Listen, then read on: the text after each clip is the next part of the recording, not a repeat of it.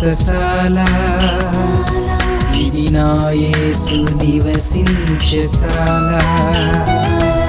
దేవునికి స్తోత్రములు కలుగునుగాక, దేవునికి మహిమ కలుగునుగాక. సర్వశక్తిమంతుడైనటువంటి దేవాతి దేవుడు ప్రార్థనకు వచ్చేవారికి, ప్రార్థన మీద మనసు లేని వారికి, దేవుడు అవసరం లేదనుకున్నటువంటి వారికి ఈ ఉపవాస ప్రార్థన చాలా భారంగా, బరువుగా, కష్టముగా కనబడుతూ ఉండవచ్చు. అయితే దేవుడు నాకు తెలియజేసిన మాట ఏంటంటే, ఈ ఉపవాస ప్రార్థన ఒక పండుగ అని దేవుడు తెలియజేశాడు. ఎందుకంటే ఈ ప్రార్థన అవిశ్వాసము నుండి విశ్వాసమునకు నడిపించేటువంటి పండుగ అని దేవుడు జ్ఞాపకం చేశాడు. ఎవరైతే అవిశ్వాసంతో ఉంటారో వారందరూ కూడా పరిపూర్ణ విశ్వాసం వైపు మళ్లించబడాలని దేవుడు కోరుకుంటూ ఉన్నాడు. అందుకని ప్రార్థన అవిశ్వాసము కాదు, విశ్వాసపు పండుగని దేవుడు జ్ఞాపకం చేస్తూ ఉన్నాడు. ప్రార్థన బలహీనత కాదు, ఎందుకంటే ఇది బలపరిచేటువంటి ప్రార్థన అని దేవుడు జ్ఞాపకం చేశాడు. భక్తుడైనటువంటి ఏలియా చనిపోవాలనుకున్నాడు. ఎప్పుడు చెప్పండి? యెజెబెల్ రాణి చంపాలనుకున్నప్పుడు ఇక చనిపోదాం అనుకున్నాడు ఆయన. అప్పుడు బలహీనత ఎక్కువైపోయి ఇక ఈ రాజులు, అధికారులు, ప్రధానులు ఇవన్నీ నేను భరించలేను, చనిపోవడమే బెస్ట్ అని అనుకున్నటువంటి టైంలో ఆయన చాలా బలహీనం చేయబడ్డాడు. ఆ టైంలో దేవుని యొక్క దూత ఆయన దగ్గరికి వచ్చి, నువ్వు లేచి ఆహారం పుచ్చుకొని ప్రయాణం చేయాలా అని చెప్పాడు. ఎన్ని రోజులు చేయమన్నాడు? నా పితరులు, నా తాత ముత్తాతల కంటే నేను గొప్పవాడను కాదు అనుకున్నాడు. కానీ దేవుని యొక్క దూత ఎప్పుడైతే ఆయన బలహీనంగా ఉన్నాడో అప్పుడే దేవుని యొక్క దూత వచ్చి, నువ్వు లేచి ఈ ఆహారం పుచ్చుకొని తర్వాత ఏం చేయమంటున్నాడు? 40 రాత్రింబగళ్ళు నువ్వు నడిచి ప్రయాణం చేయాలంట. ఇది బలమా బలహీనత చెప్పండి? బలహీనత వచ్చినప్పుడు ఏమనుకున్నాడు? చనిపోవాలనుకున్నాడు.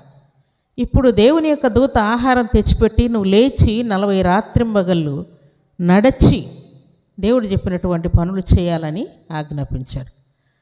ప్రార్థన బలహీనతలో నుండి మనల్ని బలపరిచేటువంటి పండుగగా ఉంటున్నదని దేవుడు జ్ఞాపకం చేశాడు.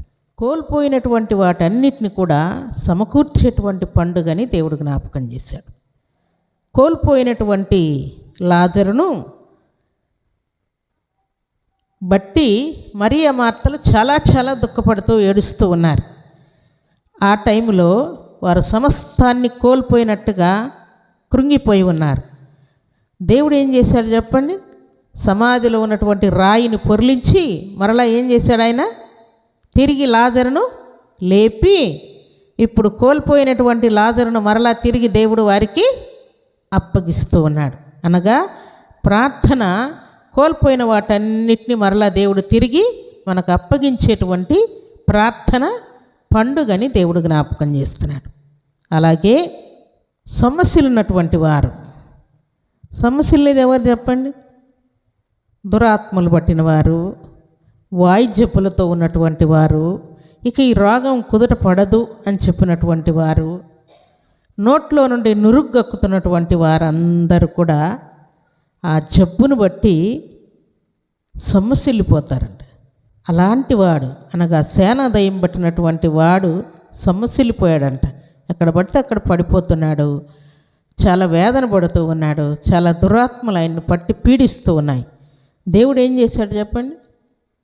ఒకే మాటతోనే ఆయనలో ఉన్నటువంటి ఆ దురాత్మలను గద్దించినప్పుడు దయ్యం ఏమని మాట్లాడింది? మేము పెద్ద గుంపు, మమ్మల్ని సేన అంటారు, సేన అంటే గొప్ప సమూహం, పెద్ద గుంపు మేమని అంటూ ఉన్నారు. దేవుడు ఆ సేనను, ఆ గుంపునంతా కూడా హతమార్చిన తర్వాత వాడు ఏమయ్యాడంట? వాని ప్రాణము తెప్పరిల్లి స్వస్థ చిత్తుడై అందరిలో కూర్చొని ఉంటే అందరు ఆశ్చర్యపోతున్నారంట. సమాధుల వెంట తిరుగుతున్నటువంటి వాడు వీడేనా అని అందరు ఆశ్చర్యపోతూ ఉన్నారు. అలాగున సమస్యలను వారందరి ప్రాణములను దేవుడు తెప్పరిల్ల చేయబోతూ ఉన్నాడు. అనారోగ్యముతో ఉన్నటువంటి వారందరికీ దేవుడు స్వస్థత కలుగ చేయబోతూ ఉన్నాడు. ఎవరి వలె? రక్తస్రావం కలిగినటువంటి స్త్రీని చెంగు ముట్టగానే దేవుడు ముట్టి స్వస్థపరిచి పరిశుద్ధమైనటువంటి దేవుని ఎదుట, ఘనుడైనటువంటి దేవుని ఎదుట నిలిచి ఎవరో నన్ను ముట్టారంటే గడగడ వణుకుతూ ఆమె వచ్చి నిలబడినట్లు వ్రాయబడి ఉన్నది. దేవుని సన్నిధిలో నిలిచినటువంటి దేవుని బిడ్డలు ఎవరైనా సరే ఎలాంటి అవసరత వారికి ఉన్నా కూడా వారి అవసరతలో నుండి దేవుడు సహాయం చేసినట్టు వ్రాయబడింది. అలాగే ఎలీషా ప్రవక్త యొక్క శిష్యుని భార్య చాలా కొరతలో ఉంది. ఆమె అప్పుల వాళ్ళు వచ్చి నన్ను పీడిస్తూ ఉన్నారయ్యా, నువ్వు నాకు సహాయం చేయాలని దైవజనుడైనటువంటి ఎలీషా ప్రవక్త దగ్గరికి వచ్చిందామె. అప్పుడు నీ దగ్గర ఏమున్నాయమ్మా అని దైవజనుడు ఆమెను అడిగినప్పుడు నూనె కుండ తప్ప నా దగ్గర ఏమీ లేదని చెప్పింది ఆమె. ఆ కొంచెం నూనె కుండతోనే ఆమె అప్పులన్నీ తీర్చబడి ఇంకా ఏమైనాయి చెప్పండి? కొరత అంతా కూడా సమృద్ధిగా మార్చబడింది. ఇంకా మిగిలిందయ్యా, అప్పులన్నీ కట్టేశాను, ఇంకా నూనె మిగిలిందని చెప్తా ఉన్నాను. అప్పుడు దైవజనుడు ఏమన్నాడు? నీవు నీ కుమారులు బ్రతకమని ఆజ్ఞాపించాడు. అలాగే ఓటమిలో నుండి గెలవడానికి అవకాశం కలిగేటువంటి ప్రార్థన. ఇంకా ఓడిపోతాను, అయిపోయింది నా పరిస్థితి అనుకున్నటువంటి టైంలో గెలిపించేటువంటి ప్రార్థన ఈ ప్రార్థన. ఎవరి వలె? భక్తుడైనటువంటి దావీదు శూరుడైనటువంటి గొల్యాతు మీదకి వెళ్ళినప్పుడు యుద్ధం నాది కాదు, యుద్ధము యెహోవాదే అని ఆజ్ఞాపించాడు. తక్షణమే జరిగిన కార్యం ఏంటి? వెంటనే గొల్యాతును బాలుడైనటువంటి దావీదు హతమార్చాడు. గొల్యాతు ఓడిపోయాడు, మరణించాడు. ఇశ్రాయేలులకు ఘన విజయం వచ్చింది. అలాగే అజ్ఞానములో నుండి వివేకం వైపు మళ్ళించేటువంటి ప్రార్థన అని దేవుడు జ్ఞాపకం చేశాడు. అజ్ఞానముగా ఉన్న వారందరికీ కూడా జ్ఞాన వివేకము కలిగినటువంటి ఆత్మను భక్తులైనటువంటి దానియేలుకు ఇచ్చి మర్మములను బయలుపరిచినటువంటి దేవుడు ఈ ప్రార్థన ద్వారా అజ్ఞానములో ఉన్న వారందరికీ కూడా వివేకమును దేవుడు అనుగ్రహించబోతున్నానని తెలియజేశాడు. అలాగే చివరిగా వెనకంజ వేసేటువంటి వారందరినీ కూడా దేవుని యొక్క పరిశుద్ధాత్మ శక్తితో దేవుడు నింపబోతూ ఉన్నాడు. వెనకంజ వేసిన వారు ఎవరు చెప్పండి? పరిశుద్ధ గ్రంథంలో యేసయ్యను పట్టుకొని పోయేటప్పుడు భక్తుడైనటువంటి పేతురు ఏమన్నాడు? ఆయనకు నాకు సంబంధం లేదు, వీడు కూడా ఆయనతో తిరిగినవాడే, వీడు కూడా ఆయనతో తిరిగినవాడని అందరూ అంటూ ఉంటే ఆయనకు నాకు అస్సలు సంబంధం లేదు, ఆయన ఎవరో కూడా నాకు తెలియదు, ఎప్పుడు ఆయన ముఖం కూడా నేను చూడలేదని చెప్పి పేతురు వెనకంజ వేశాడు. అయితే దేవుడు ఎట్లాగా దీవించాడు ఆయన చెప్పండి?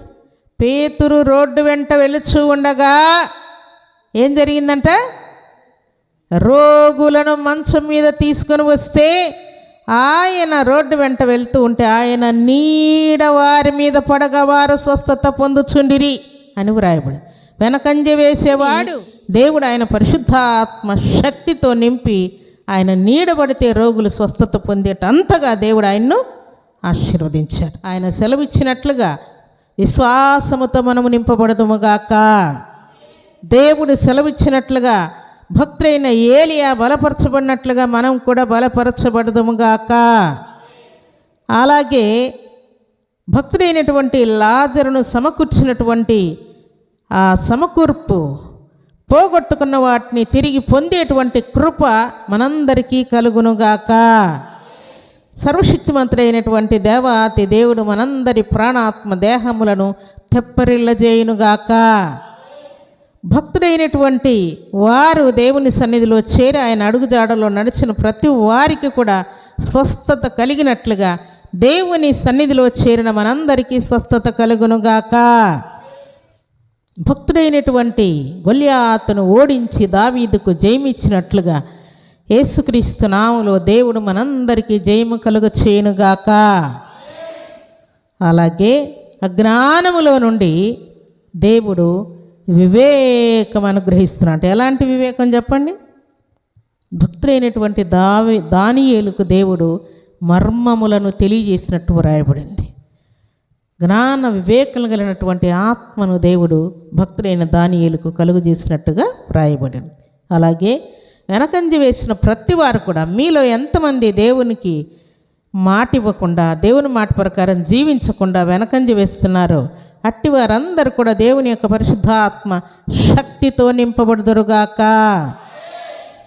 దేవుని సన్నిధిలో చేరినటువంటి మనందరి జీవితాల్లో అనేక విషయాలలో నూతనమైన కార్యాలు చేయబోతున్నాను.